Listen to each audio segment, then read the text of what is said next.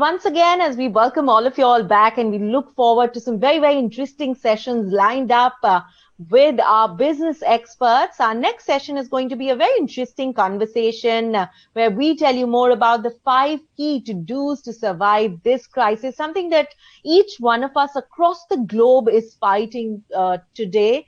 And we're about to bring to you two very, very senior business leaders. Joining us now is Mr. Ashneer Grover, CEO and co-founder, BharatPe, and a warm welcome to Mr. Akshay Bector, Managing Director, Cremica Food Industries. Moderating the session, a warm welcome to Ms. Namrata Rana, Director, Brand and Strategy, Futurescape. And let me once again remind our audience that our speakers look forward to knowing what your thoughts are and what your questions are. So please don't hesitate to send them across. Over to you, Ms. Rana. Thank you so very much. Good morning to all of you. I want to just begin by a thought. We are really in a state of transition. No one knows what the future is going to hold. We are in the middle of a pandemic, and there's so many pushes and pulls that are happening all across the world today.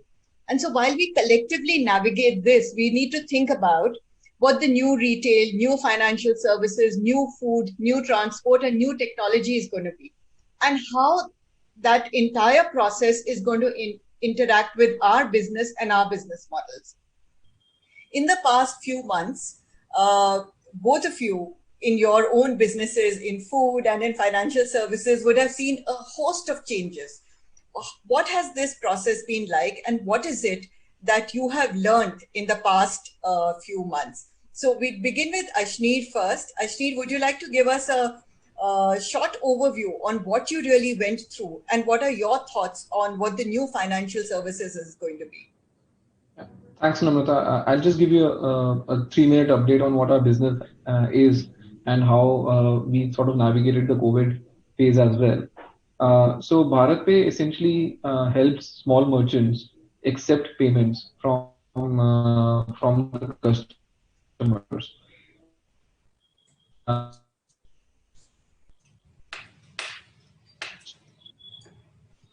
The COVID, these merchants, and we would collect roughly 40-45 crores a day for these merchants. COVID time, actually, when the lockdown happened, we didn't know what to expect, because all of a sudden offline shops were shut, right? So what we saw was business go down 75%, right, overnight. Thankfully, we held our own, and now we are actually 50% higher than even pre-COVID levels. And for us, it's been pretty simple. COVID has made people adopt UPI a lot more and digital payments a lot more. They feel safer with it because it is a more contactless way of paying. So actually, our business is booming, and COVID has sort of given it a new tailwind. The other part of our business is about giving loans to these small shopkeepers. Again, there we saw even a steeper fall. So we used to collect 98% of our money from on the loans we had given. That ratio went down to 20% in April. Now it's again back to the 98, 99 levels on the new loans that we've given. Even the previous loans, we are seeing 80% of the loans being repaid on a daily basis now. So all healthy moves as far as our business are concerned. Fabulous. That's a very interesting story. And Akshay, how about you? Because the food business is a business that is interdependent on so many things. There are so many externalities that impact it. And you're also a manufacturing business. So how has this impacted you? So it was a mixed bag. Fortunately, we had started preparing for something like this. We did not understand the true impact government action will happen, but we knew something big will happen, and we were preparing. So the event has impacted our business in a mixed bag, and there is a significant HoReCa business that practically came to a standstill overnight for 4 months, and there was a smaller retail business which has boomed. So there has been a very, very quick change in the way in which the business future of the company is evolving. It has evolved very quickly from a HoReCa-dominated business to almost like a 50-50 retail food service business, and it required the company and the field force to be highly flexible, to adapt to the environment. So not only did we have to train for the event that was coming up, we had to train our people on how to what the protocols have to be that they have to follow in order to safeguard themselves in their work environment, in their homes, so that nobody falls sick. And at the same time, change, focus of a company which was totally a food service driven business to a 50-50 retail food service business. So fortunately, the actions of the business and the team were, preemptive in nature. We were pretty quick, and retail sales have doubled, and fortunately, the HoReCa businesses are getting back on track, and we are at about 70-80% recovery on the pre-COVID levels already.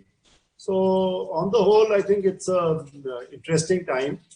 The business has had to be reset, and a lot of actions have been taken. Perhaps I can elaborate on them as you ask me about those. Otherwise, the business would not have survived. So actually, it was a question of survival, and we stood up to the challenge, and I think we've done well. My belief is that in times of crisis, trust really matters. Yeah. So, you go to the person that you trust the most at that point in time. So no matter what you say in marketing, no matter how much advertising you may do, unless the customer really believes in your brand and in you and what you stand for, that business will not necessarily come back, or they will not reach out to you at that point in time. What do you think, Ashneer? So what I was saying is that, in financial services, where you are dealing with people's money, trust is everything. And you have to consistently perform at a success rate where the success gets reinforced each and every day. And once that happens, we have created a brand. We use a lot of brand ambassadors, but that is just outreach, right? The real trust is the product itself. So true. So has this pandemic reinforced that thought in your mind? And how is it that you're likely to build on it in the future? Of course it has, right? Because even in a scenario where we were not advertising, or where our feet on street were not sort of able to revisit the shopkeepers at the same frequency as pre-COVID, the merchants continued to use our product. And the channel of communication was open to them through our call centers and through our chat support, and they actually grew business on us, right? So and that is at the core of it. It's the trust that I can trust BharatPe with handling my money, and my money will come to my bank whatever happens, right? And I think that's one thing which has sort of been the single most important reason for our growth as well. Akshay, would you agree with that? Do you think that is the reason why the HoReCa business sort of zoomed and went higher than, the retail business grew faster than the HoReCa business? So, I think you've touched a very, very important subject. And I think the value of trust got reinforced in this period in a very big way. And the brands that are trusted have zoomed in sales. So for us, our retail sales doubling is a measure of the faith that the customer has. When he went to the shop, or shopkeeper offered him the product, that he would accept it. So 30 years of solid work, I think reinforced it, and also kind of brought it out. It was a window of opportunity actually for the brand as such, that the shopkeeper and the trade realized that the trust, that the connect that our brand had with the customer was far in excess of the sales on the ground in the retail segment. So in the food service segment, we are the number one operators in the market in mayonnaise and tomato ketchup in the food service segment. and the retail segments were a very different cup of tea. So COVID-19 has actually opened, opportunity for us on that accord, and it has helped in a very big way. The I think reflect a little bit more, and what I can say is that I am seeing the trust factor percolate in the whole market. So we are seeing a consolidation in the way in which the businesses are behaving in the market in terms of food service, and the HoReCa businesses are reopening. The business faster, and business seems to be consolidating very quickly into trusted brands. So whether at the local level or at our levels, I think everywhere this is happening, and the buying behavior of a customer has changed for good. So trust is that important today. So while trust is so important, these have till now been all external factors. So the pandemic is an external factor. The trust that the customer has is inherent, is outside the organization. And then, but how did it impact your business processes, Akshay? Because retail would have been a small proportion. So what did you need to do at the back to sort of enable this demand that was coming in, and how did you service it? Were there other things that you needed to do in terms of manufacturing and the pace and the other things that you needed to look at? Basically, if I look into the whole ethos of our business has been to generate trust and reliability across all our actions. And as we were preparing for this event, and we were expecting that people will need to very quickly adopt new standards of hygiene, even in an engineering industry. Okay, so let's not talk about food processing. And our systems being what they were at the local level, we felt that we are way ahead of people and we can really guide everybody. So we had started sensitizing the local administration on this, that they need to start sharing some of these systems, and they need our help. We'll be happy to help them. So those kind of things, they helped the business. The trust was there in the administration that my factory ran even when there was a curfew in Punjab. So if you remember, early on in April, Punjab was the first state to declare a curfew. But you can imagine that in a curfew, in Pune, nothing moved. But in Punjab, there was a factory that was running and workers were allowed to come because the administration was so sure that this factory, the systems are well in place. And so, trust has to percolate down to all actions of a company. It has to percolate to your suppliers. It has to percolate to your customers. And I think at a time like this, the trust of the suppliers is even more important, because he's not getting paid and he's having to supply. And he doesn't know whether he'll get paid. So I think there are many manifestations of this word. And I think in today's environment, the most important is the trust of the customer and its relationship with the brand. And that enables that buying decision. And I can tell you, Namrata, that the customer has changed forever all across the world, and more so in India.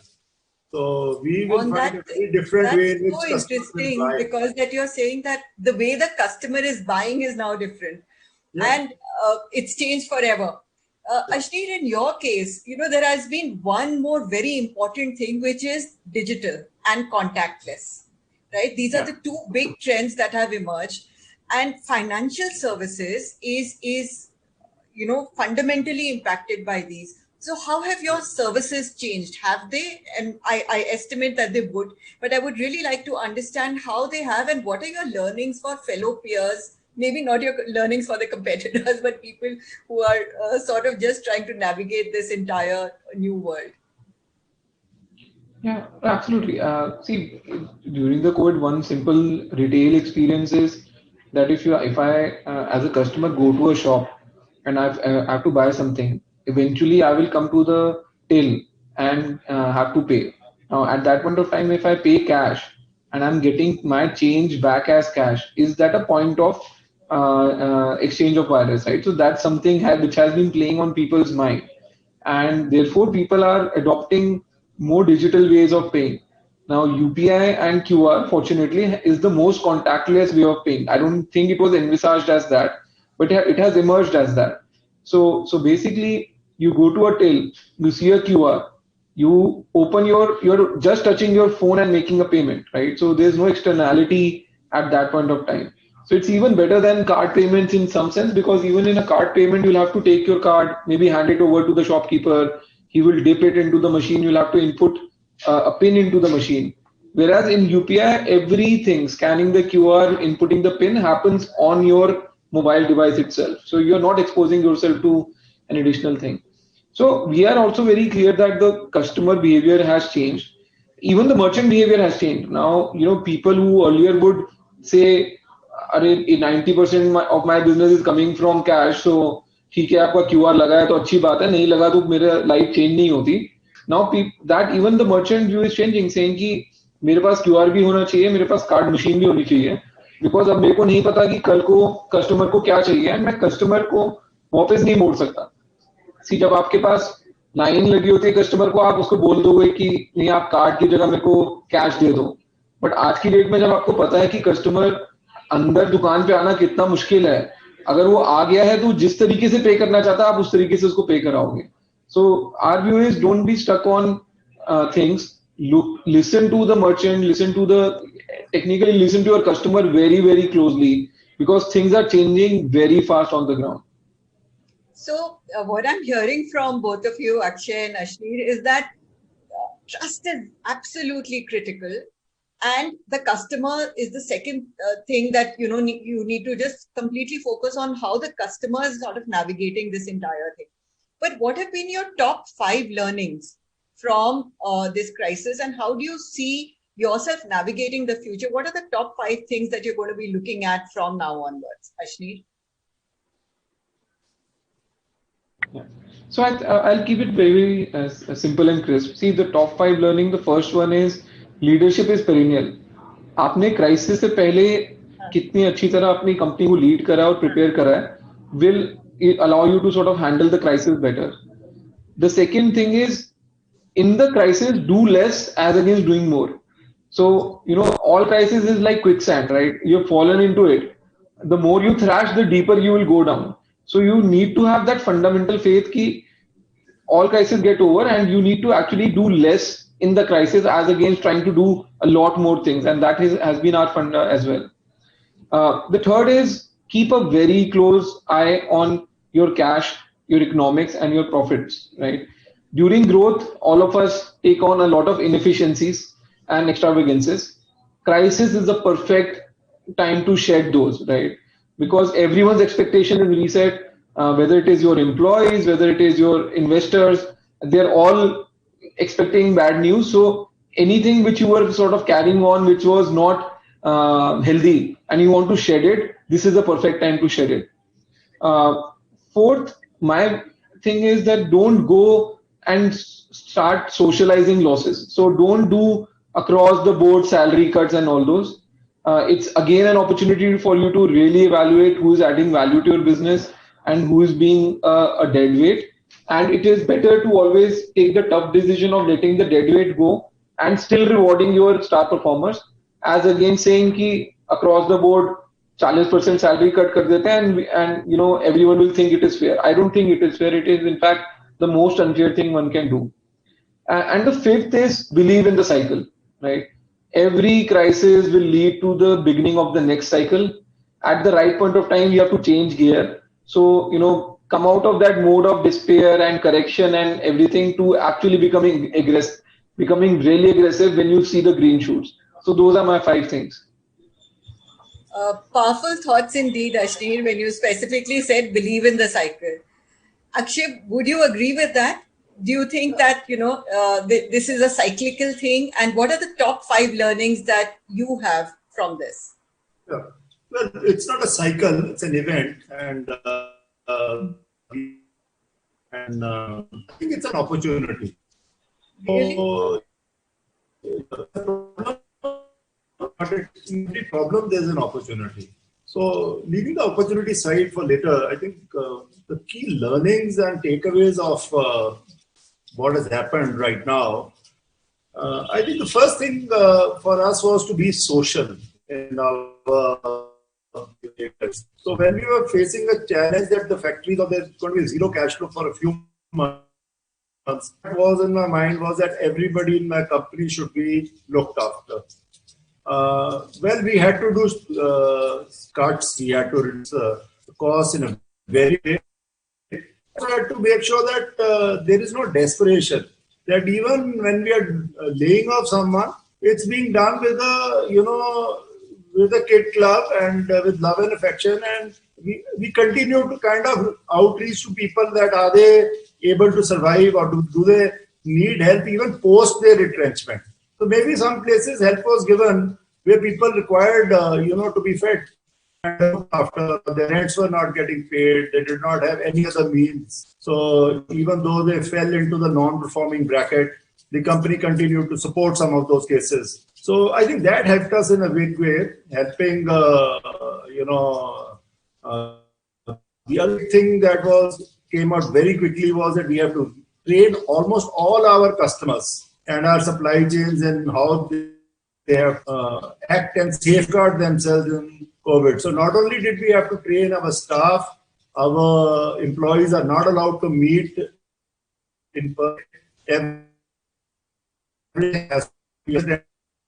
And today, you can stay home and with a small deduction, and many people prefer to do that. In the market, teams are meeting up across each other. They are not allowed to meet. Customers, all shopkeepers had to be trained. So we actually trained and we made manuals for training shopkeepers on how they have to safeguard their staff and customers because they're a very high risk environment. And the same action has been repeated with the HoReCa customers. So this has actually led to a lot of the trust that you were talking about earlier come in and help the business recover faster, grow more. I go with Ashneer on being conservative, less cost control. I would know that this is a point at which a business like mine needed to reset itself. And it was a good opportunity for the business to become younger.